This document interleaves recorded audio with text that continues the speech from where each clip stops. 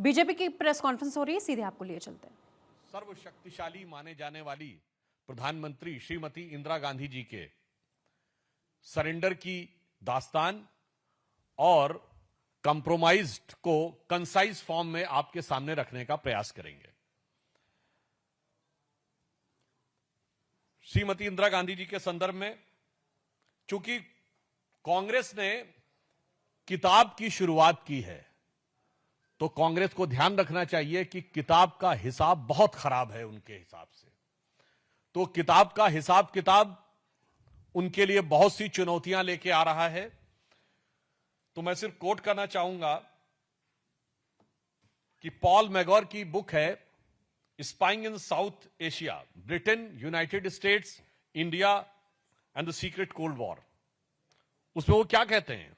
उसमें वो कहते हैं कि भारत के व्यवस्था का कोई भी ऐसा हिस्सा नहीं था जो उस समय अमेरिकी खुफिया एजेंसी CIA की जद में ना हो। इंदिरा गांधी जी के शासनकाल में वो ये कहते हैं, बहुत गंभीर बात आगे कहते हैं।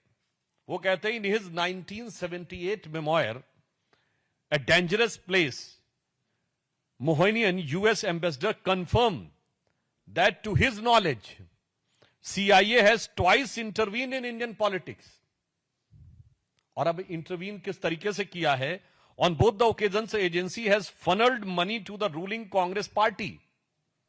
In one instance, the ambassador charged that the CIA money has been passed directly to Mrs. Gandhi in her capacity as the party president.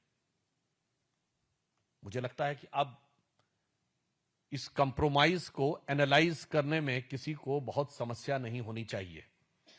फिर कहानी सिर्फ इतनी नहीं रुकती है, इसके बाद के ये सब पब्लिक डोमेन में है। ये भी मैं कांग्रेस पार्टी से कहना चाहता हूं, ऐसा नहीं कि हम कोई एक नई चीज खोज के ला रहे हैं, हम सिर्फ जो सामने खड़ी चीज है उस पर से पर्दा उठा रहे हैं।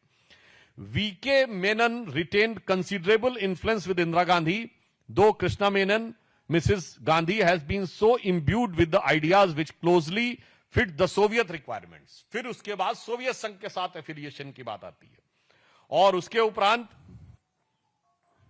ये तो CIA का उदाहरण है।